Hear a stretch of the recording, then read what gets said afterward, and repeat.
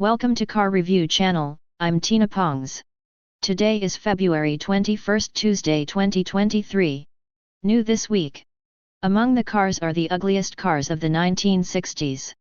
I will know the details from Rana Talukdar. The ugliest cars of the 1960s. Car design in the 1960s got better, but it also got worse. Aaron Gold APR3, 2020. After the chrome-laden excess of the 1950s, the 1960s saw car designers settle down a bit. Cars got lower, sleeker, and in most cases, at least a lot better looking. But even the prettiest gardens sprout a few weeds, and there were plenty of ugly cars that made their way to the showroom in the 1960s. Here are some of the most egregious visual offenders. 1960 Marcos GT Xylon. British automaker Marcos has something of a talent for producing hideous cars. Witness the 1970 Mantos, arguably the ugliest car ever created by man or beast, we're thinking beast, or the Marcos GT, proof that even the most classic sports car shape can be ruined if you try hard enough. But perhaps the company's biggest sin of the 60s was the GT Xylon. The last word is Greek for wood, of which the chassis was made. It should have been called the GTDHA, which is Greek for wood, as in we wish they would not have created this visual abomination. The GT Xylon was a racing car, and Jackie Stewart drove it with great success. Our guess is that his rivals saw it in their rear-view mirrors and laughed so hard they crashed. 1960 Plymouth Valiant. It has been said that the Valiant, which, by the way, did not officially become a Plymouth until 1961, perhaps it took the dealers that long to stop retching, incorporated several design cues that master stylist Virgil Exner wanted to incorporate into several future Chrysler models. But then he had a heart attack, and while he was out sick his minions stuck them all on one car. From the front, the Valiant is merely dumpy, oddly proportioned, and overly adorned. It's when you see it from the back, with its bustle back trunk, cat-eye tail lights, and my God, why hast thou forsaken us, faux Continental kit pressed into the trunk lid, that you realize the true horror of this design. And while you might not think such a thing is possible, the wagon is even uglier. 1961 Checker Marathon.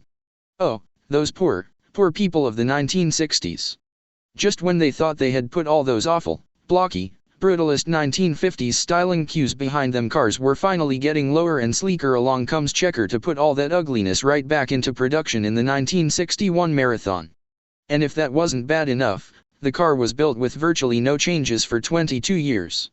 1961 Plymouth Fury. Chrysler gets credit for pushing car design into the future in 1955 and again in 1957, but in 1961 their designers tried to push it right back into the past. Up front, the Fury had a ridiculously overwrought fascia, and out back the coupes had a deeply sloped roofline that, instead of sacrificing headroom for style, sacrificed headroom and style. By the way, did you know that the Lord Almighty drove one of these? Yep, it's true, read the Adam and Eve story, and he drove them out in his Fury. 1961 Wolseley Hornet. When the British Motor Corporation designed the Mini in 1959, it had created the perfect people's car: small, affordable, and thrifty. So of course, the next logical step was to turn it into a luxury vehicle.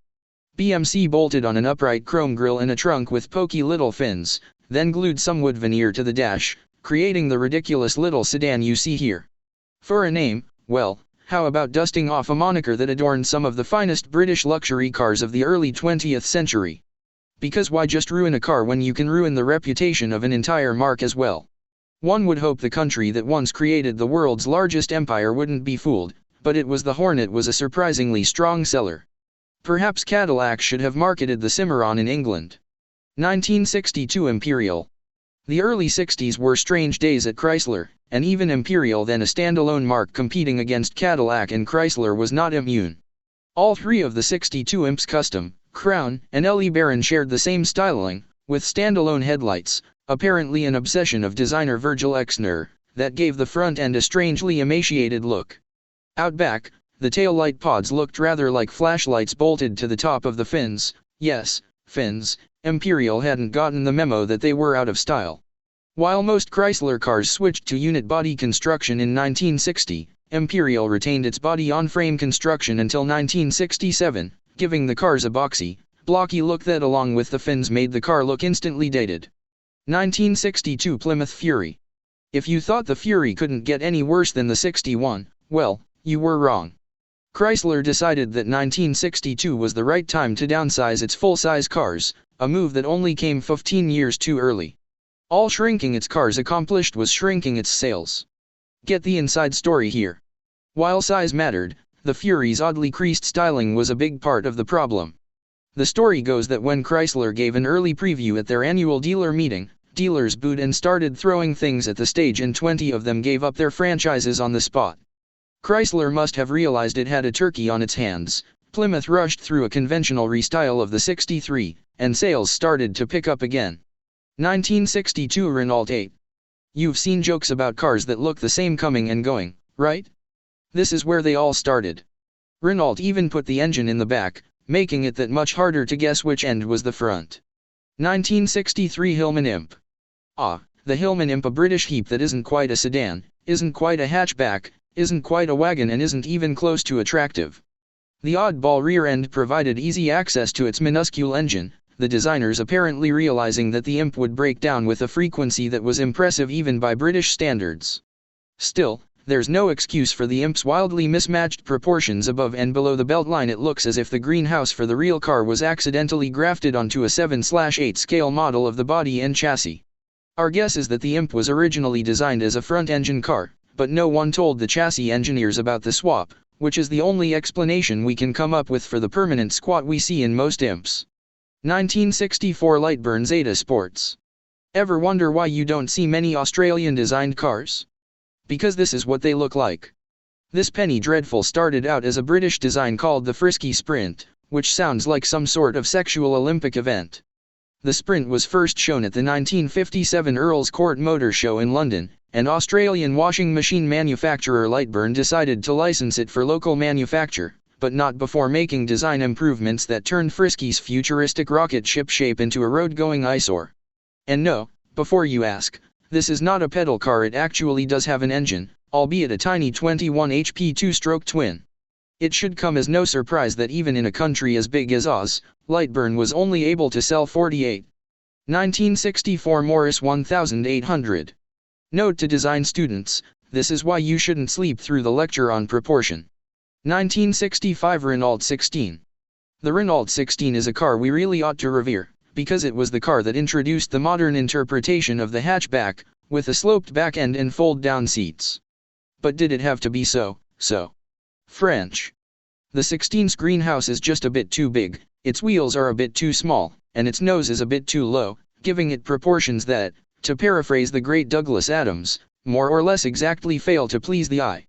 Trivia time: in French, the 16 is the C's, which, in English, is what you could expect the engine to do with some regularity.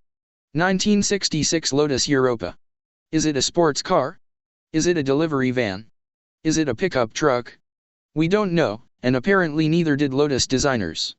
It's amazing that in a long history of beautiful cars with form that followed their function, Lotus managed to lay this egg. While we don't know the full story, our best guess is that the designers were halfway done with their clay model of the Europa, and while they were off to lunch someone accidentally put the unfinished design into production. 1967 Matra 530. We cannot even begin to imagine what went wrong with the Matra 530, because designing a car this ugly has to be an act of willful malice. We know that mid-engine cars are difficult to design. Perhaps this was a protest staged by the designers against the engineers' decision to place the Matra's Ford the fifth floor between the cabin and the axle. Even so, the bizarro beltline and B-pillar treatment just added injury to insult. Happily, a 7-year production run yielded only some 9,600 cars, which greatly reduces the chances that your retinas will be assaulted by this little French fiasco. 1969 Alfa Romeo Junior Zagato. This was a perfectly good design until someone grabbed the nose and bent it downward. 1969 Dodge Charger Daytona. The Charger Daytona has become such a muscle car icon that it's easy to forget what an eyesore it really is. These cars were designed for racing, but NASCAR homologation rules required 500 of them to be built for the street. The rear wing needed to be full width, and it would have worked just fine mounted a couple of inches above the trunk lid, but then the trunk wouldn't open. And so up it went. And as for the pointy nose cone bolted to the front of the car, well, that's just a pointy nose cone bolted to the front of a car. The aerodynamics were a success, but the aesthetics were a tragedy. These things languished on used car lots in the early 1970s, but 20 years later their values went through the roof.